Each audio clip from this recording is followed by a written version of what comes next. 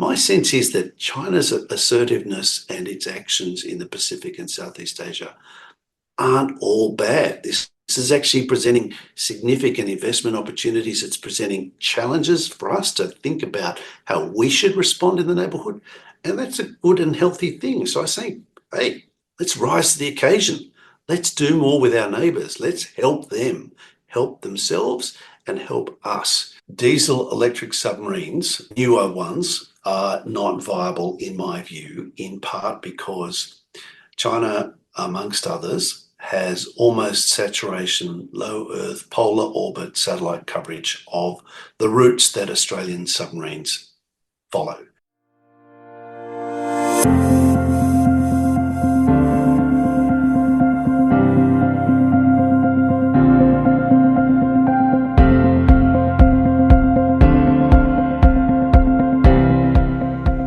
Hello and welcome back to The Focus. With billions of dollars at stake and Australia's future security hanging in the balance, the AUKUS agreement has sparked both hope and controversy. Is this partnership a game changer for Australia's defence, or does it risk dragging us into conflicts not of our making? Today we're joined by Professor John Blaxland, a leading expert on Australian national security, to break down the strategic realities, the myths, and what AUKUS truly means for Australia's place in the world, right here on The Focus. John, welcome back to The Focus. John, good to be with you. Thanks for having me back. John, some say that AUKUS makes our Southeast Asian neighbours uneasy. Recent defence pacts with countries like Indonesia suggest otherwise. How do you interpret the mixed reactions from Australia's neighbours? Are they genuinely concerned, or are their concerns more diplomatic in nature? Yeah, great question. So my sense is that there was genuine concern when it was first announced because it was sprung on the neighbours. They weren't given advance warning. It wasn't handled very well. But 3 years later, our diplomats have been working assiduously to make sure that they are consulted, that they're informed, that there's a degree of transparency about Australia's intentions and plans, and that has generated a much greater acceptance of Australia's ambitions and its intentions alongside the United Kingdom, United States, for Australia to gain access to nuclear propulsion technology for submarines, for the next generation submarines. There's still no doubt a lot of differences of views in the different countries. From country to country, you'll get a relatively enthusiastic support from the Philippines, and you get muted but fairly positive vibes from the Singaporeans, from Indonesia, from Vietnam, and others, probably countries like Thailand, not particularly swayed one way or the other, but don't want to necessarily go too far out on a limb in declaring their hand one way or the other. So there's a variety of perspectives across Southeast Asia. This is one of the interesting things about Southeast Asia, the incredible degree of diversity. They talk about unity in diversity, but it's more of an aspirational statement than a statement of fact. Yep, sure is. But when we talk about the Southeast Asian states, there is a genuine concern, I suppose, that they get sort of wedged between this Sino-American Cold War, and they have to pick sides. And really, they don't want to pick sides. They want to have the benefit of being under the protective umbrella of the United States on the one side, and they want to have the luxury of having trade with China on the other, pretty much like Australia. So how does that fit into the whole Southeast Asian imbroglio? Well, that's kind of like everybody, though, John. Everybody wants to keep trading with China, and no one wants to stop that. And let's not forget, we're actually not at war. We're actually in a heightened period of what I call strategic unrestricted competition, to be fair, but no one's shooting at us. So I think it's really important to make it clear that when we say people are being asked to make a choice about what? About trading? No, we're not going to stop trading. Or about security alliances? We've already made that choice. Choices are made on a daily basis about policy decisions, about reactions to circumstances, to events in the region, to events globally, to calls for unified action in response to a security or a trading or an environmental or climate related issue. these are not, they're not binary and they're not permanent. They ebb and flow, and interests are calculated, and countries make decisions based on their perceived interests and the benefits that accrue on the day. So I'm wary of people who say, oh, which camp are you in? Every country has a right to pursue its interests. And when they think about national power, they're thinking about a spectrum of components of national power, including their trade, investment, their geographic circumstances, their security circumstances, the demographic circumstances. There's so many variables there that every country has a right to make a call on in their own way. So, yeah, it's multifaceted. It's not, the question belies a more complex set of circumstances. Well, yeah, that was a very reasonable unpacking of the situation, John. I must say, excellent work there. But really, when you look at the headlines and you look at some of the commentary, from seasoned scholars, we've got the likes of Professor Niall Ferguson on the one side saying we're in Cold War 2.0. Are these shrill, headline-grabbing headlines, if you will, are these things not really acting in the best interest of all countries in the Indo-Pacific and further afield? Because quite frankly, you would think that from all the rhetoric being bandied about, we are kind of locked into some sort of existential struggle with China. So I'm wary of painting things in those stark binary terms. I know there's an inclination in journalism and even some academics who write for newspapers to use pejoratives, to use adjectives that are alarmist and alarming. And I just think it's really important that we tone things down and speak in using measured words, and with some nuance as to what's at stake. Because, we have a lot of options. The countries have agency. This isn't just about China and the United States. The other East Asian countries have agency. Southeast Asia has agency. Australia, India, and others have agency. We all have a role to play in fostering security and stability and enabling ongoing prosperity as well. They're all interlinked. I'm uncomfortable with the concept of a Cold War 2.0, partly because the first Cold War was quite a distinctive. It was very different to what we're facing today, I believe. The world was not as interconnected as it is today. There are echoes of it, to be sure. There are features that resonate, but we're living in a much more interconnected world. We've gone through a period of through globalization in the post-Cold War years, a degree of interconnectedness that really it makes a mockery of the idea that you can be in one camp or another camp. We're all interacting with each other. Even the United States, with its talk of sanctions and tariffs and things like that, is still heavily invested, and China is heavily invested conversely in the United States. So there's an interconnectedness that belies this simple idea of a binary, one side or the other.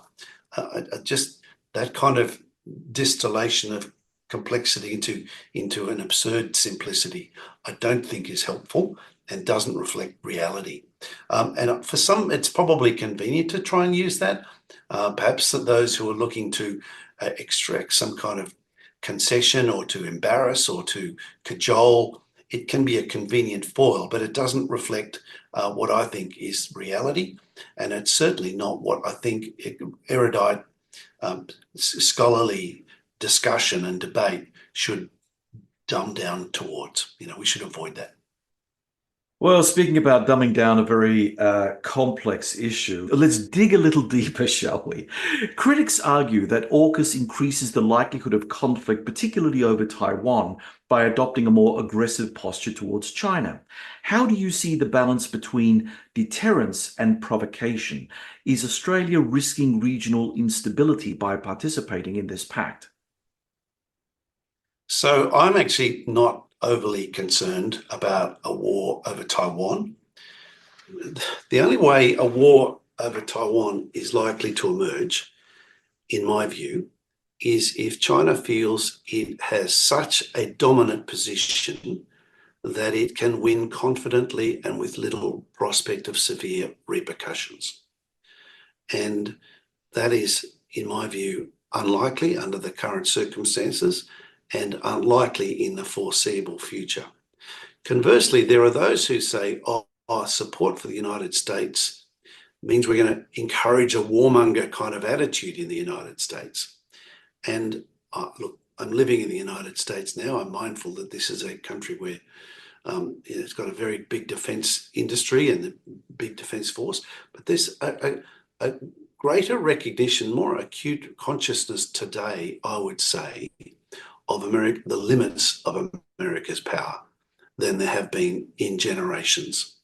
So while there are those who say, oh, American adventurism will lead us into a war, I think that kind of hubris, that moment of hubris has passed. I think it ended with the catastrophic events in Afghanistan and Iraq over the last couple of decades. My reading of the United States today, and even with either side of the Democrats or the Republicans coming out on top of the next election, is a much more a restrained sense of American power on the world stage. So, looking at it from a Chinese point of view, there's huge vulnerabilities arising for them were they to seek to be adventurous and to try and seize Taiwan. Conversely, if it was the United States, there's a greater recognition that this is not something that they want to trigger. There's the prospect of a Tonkin Gulf incident like Echo from which was used to trigger the Vietnam War today is, in my view, more particularly unlikely. There is a greater awareness of the risks. There is a greater sense of the limits of American power, the spectrum of challenges it faces elsewhere in the world, and the fact that it faces too many competitors for them to, in a cocky manner, go off half-baked in confronting China in East Asia. John, how would you describe Australia's approach to diplomacy? How effective have we been, or how creative have we been in balancing deterrence and cooperation with China while also maintaining strong relationships with non-aligned Southeast Asian and Pacific nations, where a lot of the competition seems to be taking place, at least from an Australian perspective? Yeah, so I think we've been a bit patchy, to be honest. At some stage, we've been a bit clod hopping. The way we've treated Indonesia over the years has been very ham-fisted. I like to say we play a game of snakes and ladders with Indonesia. We climb the ladder incrementally, and then we trip ourselves up and down the snake slippery slope. We slide over beef, over boats, over spies, over clemency, over Timor, over Papua, over Jerusalem, you name it. We're fairly unsophisticated in our engagement with our neighbours, our critically important neighbours, particularly Indonesia. But I have to say, over the last few years, I've been really heartened by the approach I've seen from the Foreign Affairs Department under Penny Wong. I think there's a sophisticated approach emerging, and my sense is that this has garnered bipartisan support, this recognition that we need to manage our relationships in Southeast Asia and the Pacific with more deference, with more respect, and with more appreciation of their interests and their sensibilities. So this is generating, and it's generated very positive feedback in the Pacific, with the Pacific Policing Initiative recognised by the Pacific Islands Forum, and in Southeast Asia, in part with the ASEAN-Australia Summit that happened in Australia not that long ago, and of course the new Enhanced Defence Cooperation Agreement signed between Australia and Indonesia. And there are critics out there who say, oh, did you see what Kurt Campbell said at that PIF when he kind of sleight of hand about Australia being, kind of like doing America's bidding in the Pacific? I just think that's a completely conspiratorial view of looking at something, a fairly benign, kind of almost comical exchange between Albanese and Campbell, that people like to extract from these things deep conspiratorial implications that I just think are not there. Okay, so You know, when I was at the University of Adelaide lecturing in Asian Studies, I had a little bit of a course talking about Australia's role in the region, and we used to always claim that Australia was a liminal power, you know, neither fish nor fowl, not part of the region, but in the region. Does AUKUS pull Australia back into its Anglosphere roots, which could undermine its regional engagement with the Asia Pacific? In your view, is this a step backward for Australia's international positioning, or is it a necessary move to ensure security while maintaining strong regional ties? Yeah, it's a great question. So Australia's struggled with a number of dialectics, kind of alternative worldviews and issues. You know, we've had forward defence, we've had defence of Australia, we've had focus on the neighbourhood, focus on the Anglosphere, we've had, alliance or dependence or independence, self-reliance or otherwise. Uh, my sense is that, look, our neighbours understand that we're a transplanted Anglo-European country on the edge of Asia.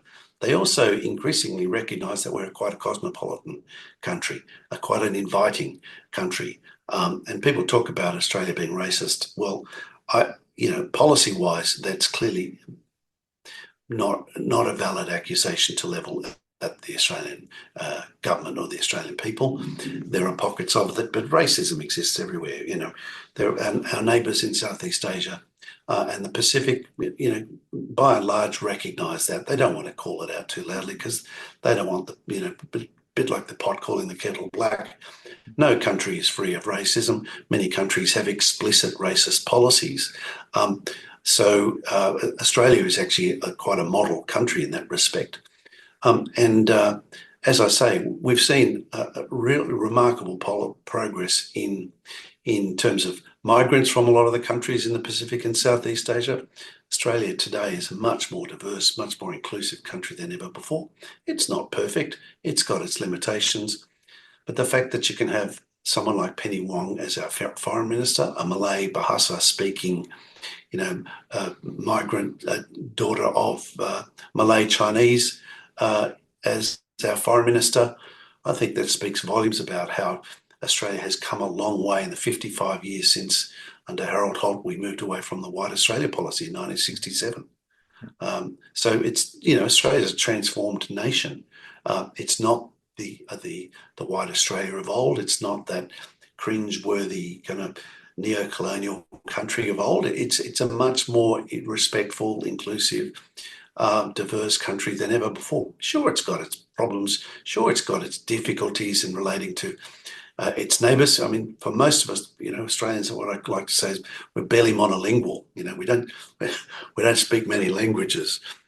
We're not particularly culturally attuned to our neighbours, but I think we're getting broadly better at that. And our neighbours actually, by and large, like us. They may not necessarily altogether shout it from the rooftops. It's not in their interests to do so. But the relations bilaterally and multilaterally are, by and large, on pretty good terms. We rub up on specific issues now and then, but I think on the whole, we're on pretty good terms. On that very fact, I mean, I suppose there's always room for improvement, but when it comes to our position in the Asian area, what effect had the cutting back of foreign language services from Radio Australia into the region had on our diplomacy?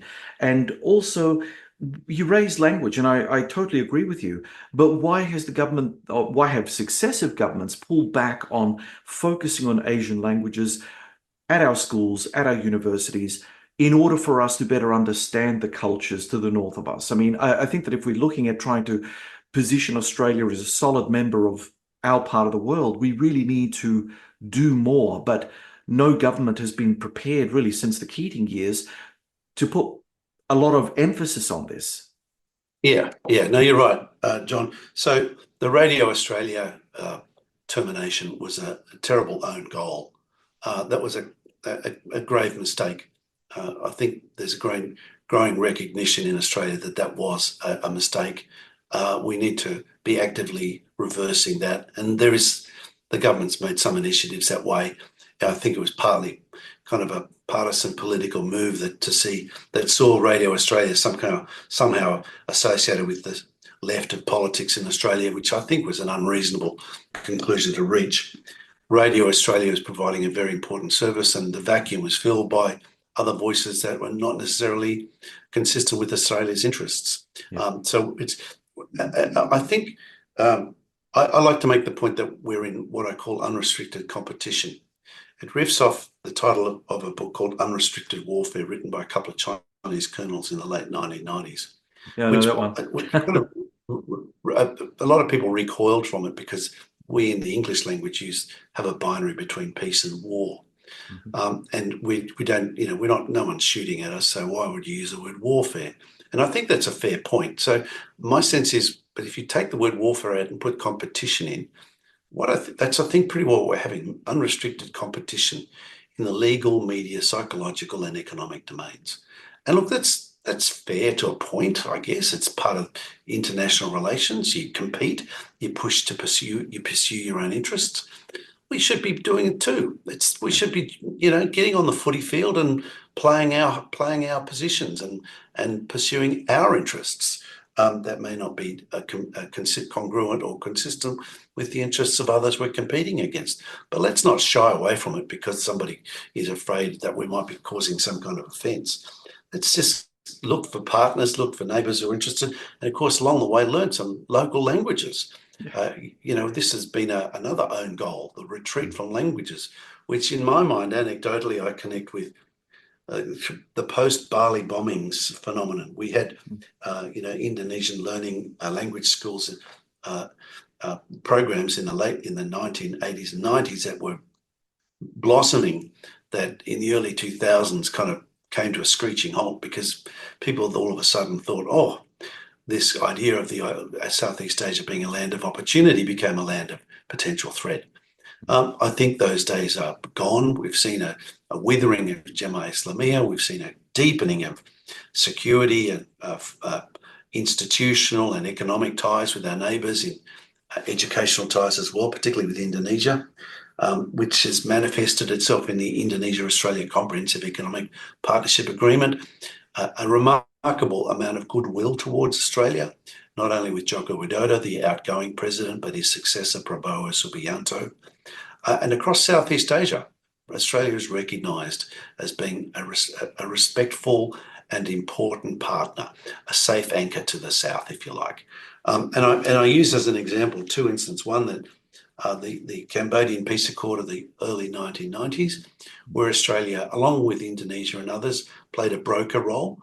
Yeah. And the other one is the East Timor intervention of 1999, where Australia relied on other ASEAN partners, particularly Thailand and then the Philippines, and then others in Southeast Asia as well, to collaborate with us and to engage with Indonesia in a way that avoided that becoming an even greater bloodbath than it already was. And since then, we've worked closely with Indonesia over Aceh, over counter-terrorism cooperation, on education programs, on a whole range of initiatives that are of mutual benefit. Similarly, interestingly enough, in the Pacific, we've seen a resurgence in enthusiasm for investing in development and aid and education and security programs, partly because of the competition we're getting from China and elsewhere. But I think that's a healthy thing. It's good. We want to see these programs doubling down in investing in making sure that the people in the Pacific are looked after, that they remain our friends, and that we do the right thing by them as they face an increasingly existential challenge presented by climate change and storms and things like that. John, if we could just return to something that you mentioned earlier about the game that's being played in the whole Sino-American narrative, right? That so-called Cold War 2.0 thing that's doing the rounds. From the Chinese perspective, what do you understand they see in terms of AUKUS? Do they see this as a deliberate provocation of their, to them, legitimate national security needs and requirements? I mean, or is again this is just an extension of that whole game that we were talking about earlier, where no one really means what they mean. They're just going about it because they're positioning themselves because of this very thing that you just mentioned, unrestricted competition. Yeah, it's a great question. So, we've heard a lot of kind of vociferous opposition in words from China about AUKUS. Yeah. And I can perfectly understand why they don't want AUKUS to happen. It complicates life for them. It makes security planning that much more difficult. It also pushes Australia more firmly into America's camp, and that's something China has been working to undermine. It also has a demonstration effect on countries in the neighbourhood in Southeast Asia and the Pacific. They see that actually working more closely with the United States isn't necessarily something that's going to be problematic for them. And so we've seen that with Indonesia and other countries in the Pacific, especially reaching out, looking to do more with the United States, and the United States also recognizing the utility, along with countries like Japan and others, to do more in this space as well, and to not just vacate the field to Chinese initiative because, oh, well, it's in a fatalistic way, thinking that there's nothing we can do. China doesn't want AUKUS because it's not in China's interests for AUKUS to flourish.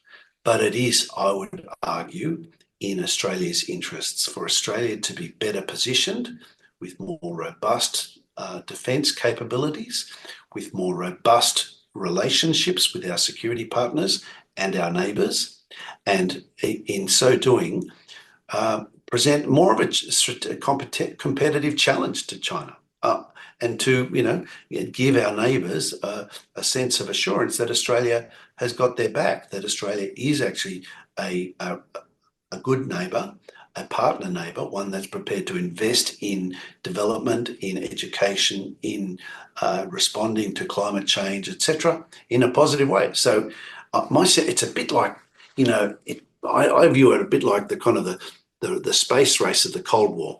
Sputnik went up in '57, and then Yuri Gagarin was up there not that long afterwards, and the Americans got the shock of their lives, but it spurred them on to put humans on the moon by the end of the 1960s.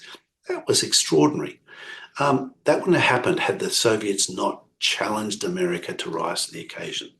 My sense is that China's assertiveness and its actions in the Pacific and Southeast Asia aren't all bad. This is actually presenting significant investment opportunities. It's presenting challenges for us to think about how we should respond in the neighbourhood. And that's a good and healthy thing. So I say, hey, let's rise to the occasion. Let's do more with our neighbours. Let's help them, help themselves, and help us. This is a win-win, in my view. So it's looking at competition as a healthy thing, not as a zero-sum catastrophe. Okay, speaking about zero-sum catastrophes, I have to raise this point. Does AUKUS make Australia more dependent on the US, and does it deny it agency in defence decisions? Do you see Australia's deepening reliance on US technology and military cooperation as a risk to our sovereignty, or is it an essential part of maintaining strategic strength in the Indo-Pacific? So is it a risk to our sovereignty? Shannon Tao wrote a great book called Independent Ally, which is a contrast to the book by Coral Bell called Dependent Ally. And there's kind of two sides of this dialectic, if you like, of this points of tension in Australia's a sense of identity and sense of engagement with the world. We have long relied on American technology. I mean, let's not kid ourselves. Our Navy has US warfighting systems that are dependent on software upgrades from the United States. Our Air Force is almost entirely dependent on US technology. And our existing Collins submarines have US warfighting systems on board. So yes, we're going to go up a notch with nuclear propulsion. So there's another level of engagement, but this is actually a two-way street. This actually brings the United States more to the defence of Australia, makes us having greater access to American technology for the benefit of Australia in the pursuit of our interests. And, you know, this is, in my estimation, this is a net positive for Australia. We have long depended on the qualitative edge that comes from technological prowess, largely sourced from the United States, as a compensator for our quantitative shortcomings, the shortage of personnel and the shortage of kit, the numbers of kit. So we've always aimed for the best we can get. And of course, when you're looking to get the best kit you can, you want it to be as networked as possible with potential security partners. And who else is getting things like the F-35? Well, Japan, Singapore, the United, the Canada, the United States, the United Kingdom, potential security partners of Australia have or are getting the F-35, right? Similarly, with some of the combat systems on the Navy ships and on the submarines, these are systems compatible with allies and security partners. So the networked effect of operating in American systems gives you potentially, in extremis, the ability to network with people who aren't necessarily allied with you. Korea, Japan, we're not allies with them. We've got security relationships with them, but without too much effort, you can quickly turn the switch. Because of these levels of interoperability, you can leverage the connections with partners. That gives you diplomatic advantage. This gives you additional leverage, and this gives them additional leverage as well. And that's not, it's not 1914. There's no guarantees, there's no obligations. And even with ANZUS, there's no obligations. ANZUS, let's not forget, has no guarantees, no Article 5 like NATO of mutual defence guarantee. There's no commanding headquarters or commanding general or forces assigned. It's actually pretty loosey-goosey. But what we have is the benefit for Australia of access to technology that gives us a qualitative advantage way beyond the 2.1% of GDP we spend on defence that would otherwise be entitled to claim. I'm John Bruni, and you're listening to Sage International's The Focus podcast. From Washington, D.C., we're speaking with Professor John Blaxland, a leading Australian commentator, author, and expert on Australian national security. John is also director of the Australian National University North America Liaison Office and Professor of International Security and Intelligence Studies in the Strategic and Defence Studies Centre, Corabell School of Asia Pacific Affairs, College of Asia and the Pacific at the Australian National University. John, AUKUS Pillar 1 is all about giving Australia nuclear-powered submarines for the Royal Australian Navy. Given that Australia's existing diesel-electric submarines face obsolescence, proponents of AUKUS say nuclear propulsion is the only viable alternative. Do you believe nuclear submarines are indispensable for Australia's security needs, or are there other less controversial options? So, look, let's just unpack the options. Diesel electric submarines, newer ones, are not viable in my view, in part because China, amongst others, has almost saturation low Earth polar orbit satellite coverage of the routes that Australian submarines follow, transiting from Fremantle to the Straits of Malacca, Lombok, Sunda, Weta, or to the ports around Australia's coast.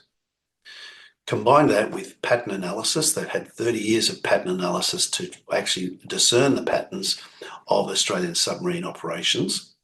Combine that with artificial intelligence, and then combine that with drones. Diesel electrics are now more vulnerable than ever. If you put your snorkel up to recharge your batteries, the wake of that snorkel at sea is detectable. And if you are detectable, you're targetable, in which case you should pack up and go home. Now, people say, oh, well, what about air-independent propulsion? Sure, air-independent propulsion gives you less frequent snorting. You still have to snort.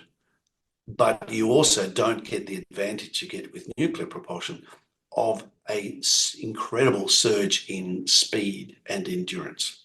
So you can transit.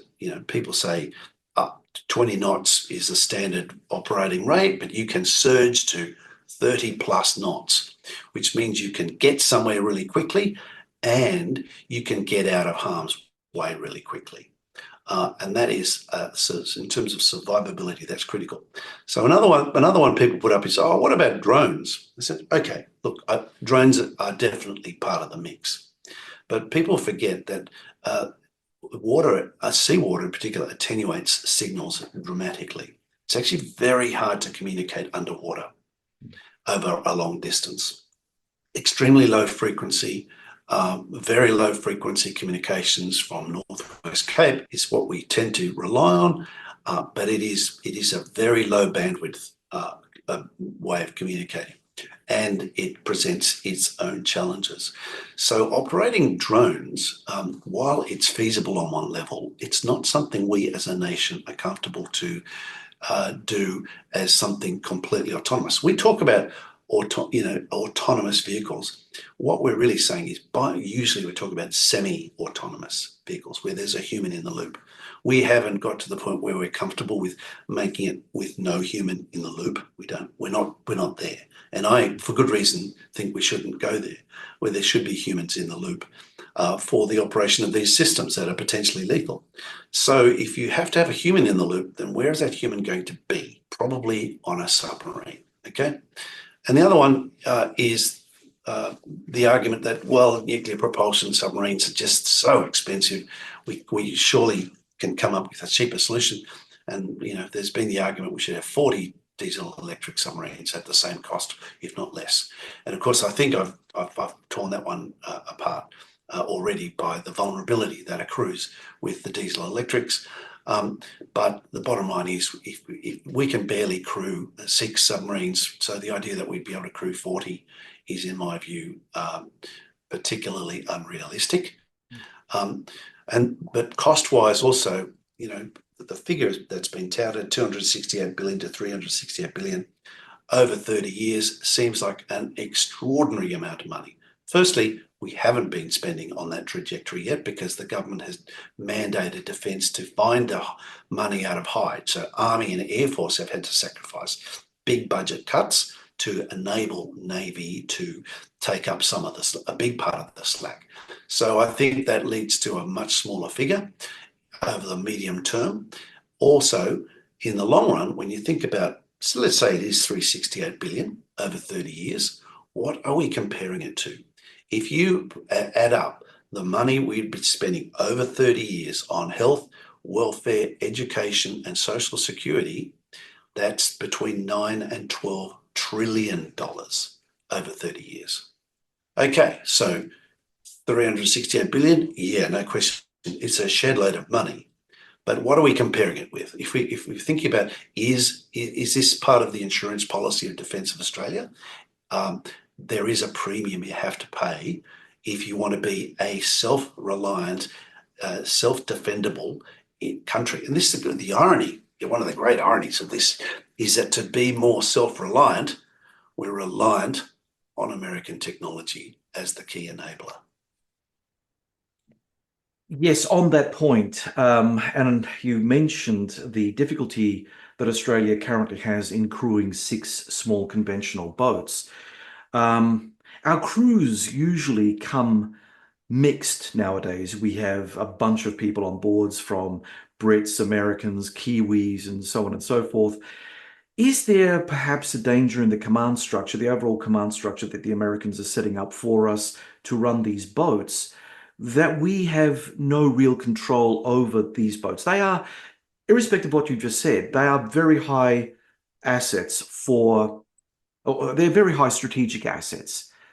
I would imagine that our ability, or an Australian government's ability to say, look, we've got these nuclear powered vessels, we're just going to go over here and do whatever we need to do to secure our national interest, that may not necessarily sit well with the Americans for whatever reason, that there could be a problem.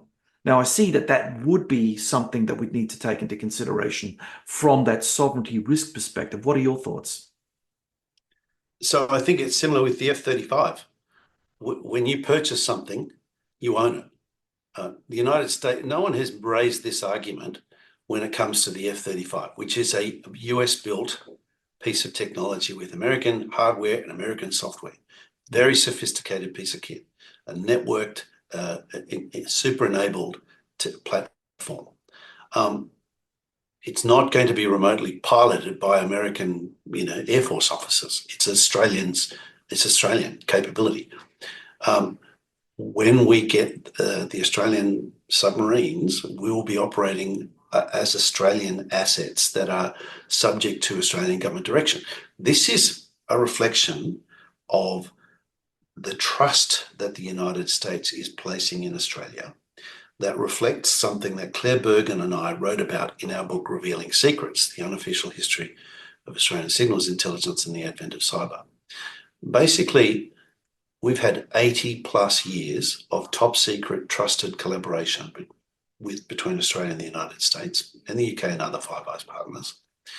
This is the background noise of trust between our nations, where when the proposal for AUKUS was put to Joe Biden, having been VP for 8 years and president for several already, having seen what Australia brings to the top secret classified partnership, the trusted collaboration between our nations, he thinks, yeah, that's a good idea. Let's make it happen. So there are naysayers out there. There are critics who are saying, oh, the Americans won't trust us. They need it for themselves. They're operating too slowly. There's a couple of things there. One is that the American capability to build these subs is improving, and Australia is contributing to that. And Australia can actually contribute even more, particularly through the parts provision, the supply of componentry that is starting to happen. And the American resolve and commitment and financial commitment to the supply chain and flow through of manufacturing of submarines is on the increase, as is the case in the UK. So the other argument is, the United States won't be prepared to release the Virginia submarines to us. And there is a clause in the agreement, AUKUS agreement, whereby the president has to sign off that the United States doesn't need this. But talking to American officials in my occasional encounters with them and pundits in the know, there is a sense that this is a commitment in light of that trusted collaboration that goes beyond the ink on the agreement. Now, people can say, "Oh, John, you're drinking the Kool-Aid."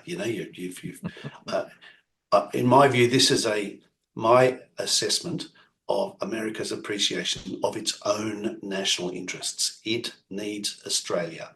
It can't afford for Australia to resent it and to lose faith in it as a key security partner, in large part because it needs us as the suitable piece of real estate more than ever. Now, my late great colleague Des Ball talked about Pine Gap as the suitable piece of real estate, and he was right, and that's still the case.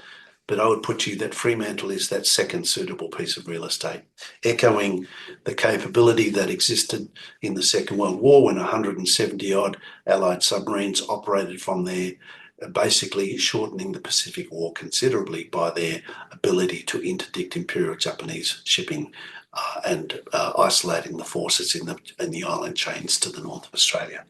Yep. That was a direct line of sight, the line of operating outside of range of their bombers, but within the ability of these submarines to operate with a degree of impunity that was not possible from other parts of the Pacific.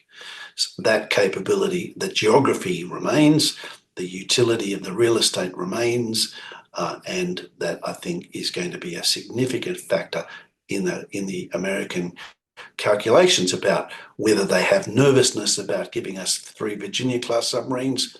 It's in their interests to make sure we have them. John, our audience may not be aware of the fact that AUKUS isn't just one monolithic thing that we're dealing with. It actually has 2 parts. There's Pillar 1 and Pillar 2. Pillar 1 obviously was what we've just spoken about, the build of nuclear-powered submarines for Australia. Can you explain to our audience what AUKUS Pillar 2 is all about? So AUKUS Pillar 2 is really interesting. It's kind of capitalizing on a level of activity that was already starting to build between Australia and the United States, and to a certain extent with the United Kingdom and others, but has been supercharged by being put under this AUKUS label. So we're seeing work in hypersonics, collaboration on hypersonics. We're seeing work on artificial intelligence, on quantum computing, on precision-guided munitions, on P&T, precision navigation and timing, technologies that enable redundancy for precision navigation and operating when there's a compromise to the global positioning system. And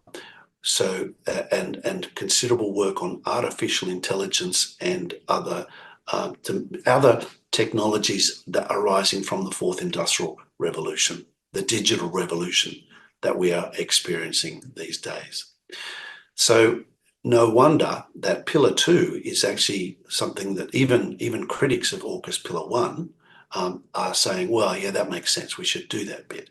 And even others are trying to get on the bandwagon. Here I'm thinking Japan, Korea, Canada, New Zealand, and others, trusted partners of the United States and of Australia that are eager to play in this space. And it is generating already significant opportunities for small to medium enterprises in Australia and in those countries to collaborate.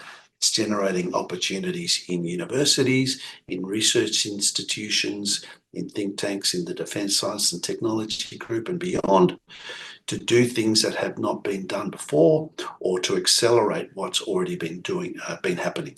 So it's by and large a positive. And as I say, when you're playing strategic competition, when unrestricted competition, it's no wonder you're going to get blowback, because some people don't want you to win this race. Some people actually really want you to come second. And well, we just need to be aware of that and not be put off by it, in my view. John, recent reports indicate staff upheaval and frustrations within the agency overseeing AUKUS.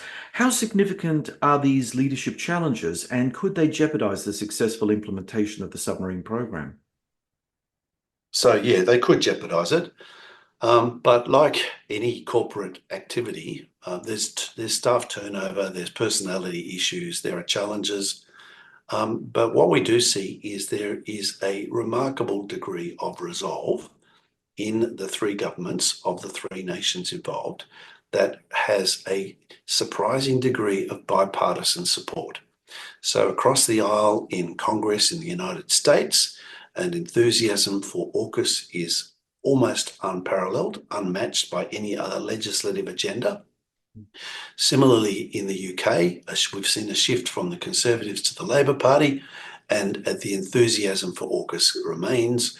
And of course, in Australia's context, we've seen, the Albanese government took office from a Conservative party, the coalition, and wholeheartedly adopted the proposal and has run with it ever since. So there's no question there are people on the fringes looking to shoot it down, to snipe at it and try and cancel Pillar 2. I think that would be a grave mistake. I think it's informed by a surprisingly and inaccurate, benign view of the degree of challenge we face today, the importance of us pursuing this with resolve, with determination, and with focus. John, Australian defence acquisition has never been a happy topic. Concerns have been raised about the ambitious budget of AUKUS. How does this actually work on the $368 billion investment? Will it be managed effectively? And what safeguards are in place to avoid cost overruns? I mean, we've had a litany of defence acquisition disasters where, we signed up to pay X amount for a particular item and the cost just blew out completely, and it turned into a media firestorm, basically. So what can you say to give us some confidence that this process is not going to be repeated? So I get what you're saying.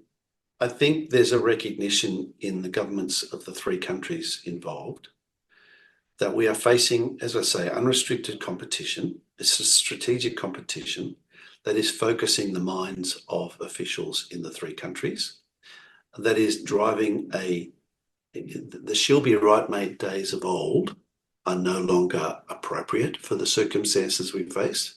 And yeah, to be fair, the risk remains that could happen, that we could have a blowout in time and in cost and continued inefficiencies and, overruns and cancellations and delays. My sense is, though, that much like with, as I say, with the Sputnik moment, the competition is actually focusing the minds of many and driving a realization that the kind of days of old, the good old days of the unipolar moment where the cost overruns, the timeframes didn't really matter because there was no life and death challenge emerging at the end. We're facing now the kind of competition where the capabilities are not just nice to have, they're must-haves. And that's, I think, keeping people focused and driven to achieve this without, what cynics would say, and we've seen this in the past, to be fair, triple blowouts of costs, anticipated budgeted costs blowing out by a factor of 3. We can't afford that. No one can. It's critically important that government holds these corporations, the Australian Submarine Agency, the strategic capabilities of the three countries. We need to be monitoring them closely, holding them to account and ensuring that they deliver and facilitating that as well along the way. And also not getting spooked by people who are looking to derail and sabotage the projects. Speaking of which, there is one big elephant in the room that no one seems to be talking about, or at least they tiptoe around it when they talk about AUKUS, and that is America's own very real problems with shipbuilding. There's a skill shortage. They want to ramp up to try to sort of keep their competitive edge with the Chinese. The Chinese are churning out warships and submarines like sausages. What happened to American productive capabilities? And in this noticeable decline in American shipbuilding capabilities, how will this affect our ability to have nuclear-propelled submarines? So it's a good question. And the post-Cold War decline, there was the so-called peace dividend that saw a real reduction in capabilities and the guarding of American shipbuilding. So there's been surprising here in the United States, surprising investment in recruiting people to work in shipyards and in submarine construction work. So there's a big push at the moment in the United States for people to be recruited into that space. And the Electric Boat and HII, Huntington Ingalls crowd, are being quite focused on doing this. I've had a little bit of engagement with them. They are quite determined to rise to the occasion. And there's also a recognition that there's some work that can be outsourced to others. So there's, I think, a place for countries like Australia to be component manufacturers that can actually help accelerate this. And of course, there's the work of countries like Korea, allies like Korea and Japan, who have a reputation for world-class, speedy, modern, efficient and effective shipbuilding and manufacture. That needs to be tapped into to help offset some of the challenges in the United States. But there is a trajectory. The US has gone through a bit of a low point, but the US is rallying, and the trajectory is, if it stays on the trajectory, a positive one. And as I say, the United States is quite motivated to stay on that trajectory. There's critics would say, the United States will implode before it gets these capabilities. I'm more sanguine about that. I've watched the movie Civil War. I get that there's a risk of things going a bit pear-shaped. People like to catastrophize, and there's no question there are risks of civil disorder. But the United States has been through challenges like this, perhaps not quite like this one, but similar challenges in the past. Its end has been predicted many times before, and so far all the predictions have been wrong. And I'm wagering that this one's wrong too. John, there's been growing discussion around the possibility of expanding AUKUS to include South Korea and Japan, the two countries you've just mentioned, which could Mm. significantly strengthen the collective defense posture in the Indo-Pacific. What would be the strategic advantages and potential challenges of bringing South Korea and Japan into this partnership, and how might this shift the balance of power in East Asia? So they don't have a real need to operate nuclear propulsion submarines because their maritime zones are much smaller than Australia. So they can operate with air independent propulsion systems, which they're introducing with a degree of confidence and robust capability sufficient for their needs without going. So Pillar 1, I don't think is one that is all that likely, but in the Pillar 2 space, there's a lot they can do. Because they've got advanced technologies in Japan and Korea. They're world leaders on a range of fronts and technologies that they have a contributing role to play. And the governments have shown enthusiasm. Their industries are enthused about it. So there is an opportunity for them to play constructively, particularly in the Pillar 2 AUKUS space. It's worth just unpacking that a little bit too, because it's about, I think there's a certain prestige and kudos and for Korea and Japan to play in this space, and I think there's utility in encouraging that without us getting too worked up about it, mindful that bilateral and multilateral collaboration on advanced technologies and associated with the fourth industrial revolution are going to happen anyway, bilaterally or multilaterally. If we badge it AUKUS, then well and good. If it works for the Koreans and the Japanese that we do so, then let's make that happen. But it's going to be going on anyway, I think. And we've seen that in part with the fact that we've got Japanese defence manufacturers, Hanwha and the like, operating in Australia, working to have that capability shared here.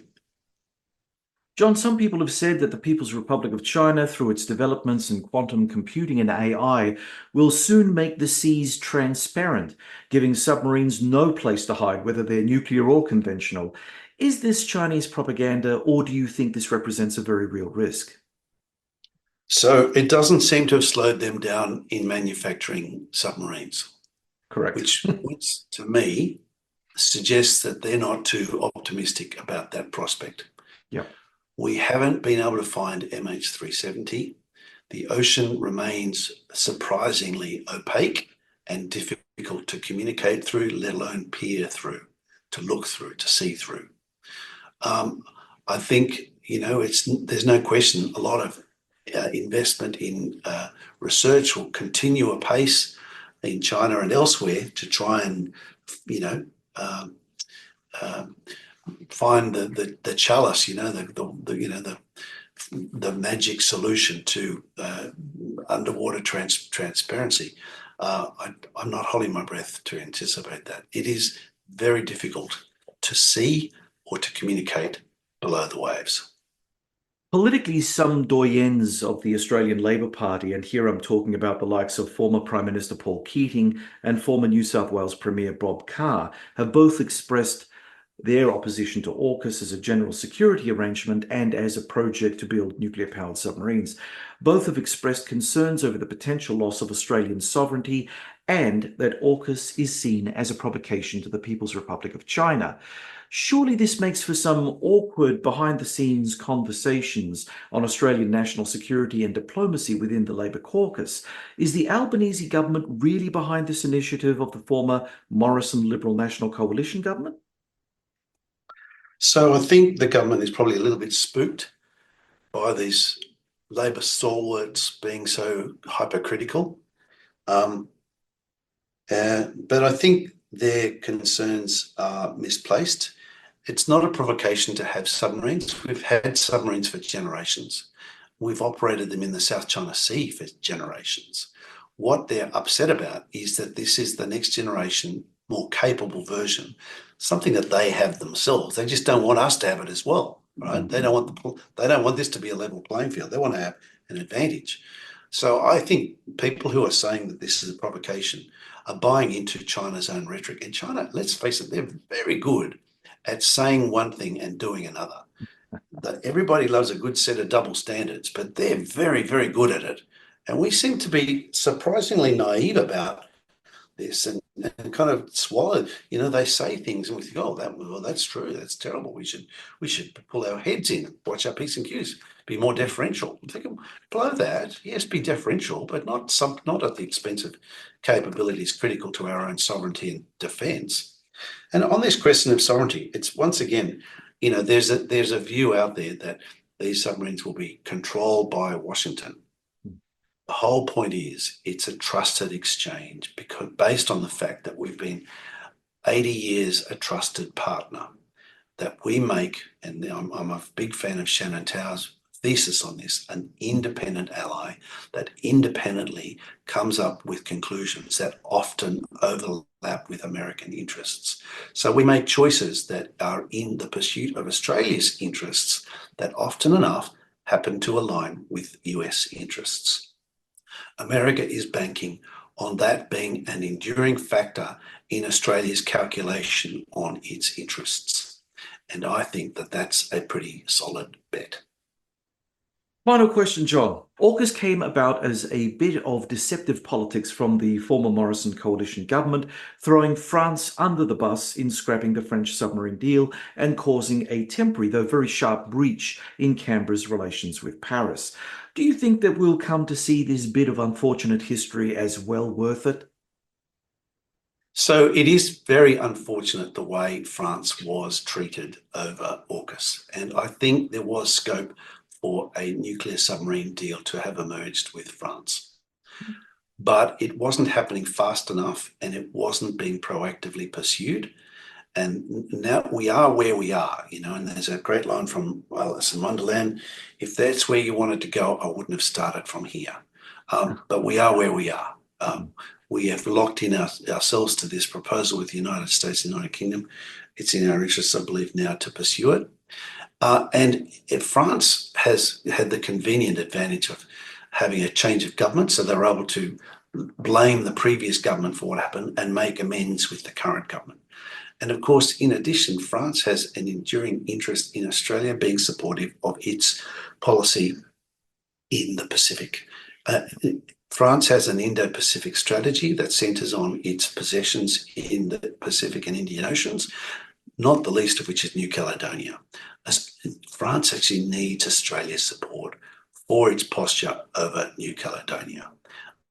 So this is the quid pro quo, if you like. We've just signed up to a renewed version of the France-Australia-New Zealand agreement, FRANZ, which sees Australia, New Zealand and France collaborating on regional security, humanitarian assistance, surveillance and other factors. That speaks to a recognition by France, by Paris, that, okay, let's bygones be bygones. We need to make this relationship work. It is in our interests to get on with Australia and with the United States, of course. And of course, they're getting on famously with the Brits. They have a bilateral defence pact with the Brits that enables them to do a lot of very close collaboration, much more than Australia. And that actually provides probably the benchmark for the kind of collaboration between France and Australia that we perhaps can aim for in the Pacific in future. Just before we go, just sorry about this. A thought just occurred to me. We talk about all this highfalutin stuff, between the Chinese, the Americans, the Brits, the Australians, the French. What happened to the New Zealanders? Do they not matter anymore? We just don't seem to really bring them in, in an obvious capacity at least. Maybe they're silently working behind the scenes on a brilliant military-to-military relationship. I'm not suggesting that they're not, but from a PR perspective, they seem to always fall off the perch. We just don't hear about New Zealand's role in supporting Australia's AUKUS ambitions in any way, shape or form. So Australia, surprisingly enough, is quite reliant on support from New Zealand, particularly in the Pacific. When we work with New Zealand, we work better than we do on our own. New Zealand's a really critical partner to Australia's engagement in the Pacific. This is in the context of the Pacific Islands Forum. It's in the context of crisis response to issues in the past in East Timor, in Solomon Islands, in Bougainville, and elsewhere in the Pacific. We work better when we work together. We're also working closely with New Zealand in the five-power defence arrangement with Malaysia and Singapore and the UK. So Australia, New Zealand, the collaboration, we have the closer economic relations, CER, between Australia and New Zealand, where it doesn't make the headlines because it's not controversial. The Australia relationship with New Zealand is a healthy one. It's a positive one. It's not controversial. Headlines are made by controversies, and it's not in the headlines, partly for that reason. John Blaxland, thanks for joining us and for sharing your insights on the focus. Great to be with you, John. Thank you for having me on the program. That was Australian commentator, author, and Australian national security expert working for the Australian National University, Professor John Blaxland. Thank you for joining me, John Bruni, for today's episode with John Blaxland. Check out the links in our show notes to learn more about John and connect with him on social media. Do you believe AUKUS strengthens Australia's security, or do you share the concerns about sovereignty and potential involvement in conflicts not of our making? How do you feel about the financial investment in nuclear propulsion submarines? Do you think this is a necessary expenditure, or should Australia focus on other defence capabilities? Do you think Australia's regional neighbours are comfortable with AUKUS, or are we potentially alienating key partners in Southeast Asia with this deal? Given the leadership and internal challenges within the AUKUS submarine agency, are you confident in the project's successful completion, or do you foresee major obstacles again? Tell us in the show notes what you think about all these and other issues that may come to you on AUKUS. If you enjoyed this podcast, please subscribe to our YouTube channel. It's a free way to support us. You can also subscribe to the podcast on the Ozcast Network, iTunes, and Spotify, where we'd appreciate your 5-star reviews. Do you have comments or questions about the podcast? Post them in the comments section on YouTube, and I'll do my best to respond to as many as I can. My thanks, as ever, to the producers of The Focus, Malcolm Hughes and Neil Smart. Please stay connected with us on social media. Follow me on X at BruniDoctor and follow The Focus on X at @thefocus_sage.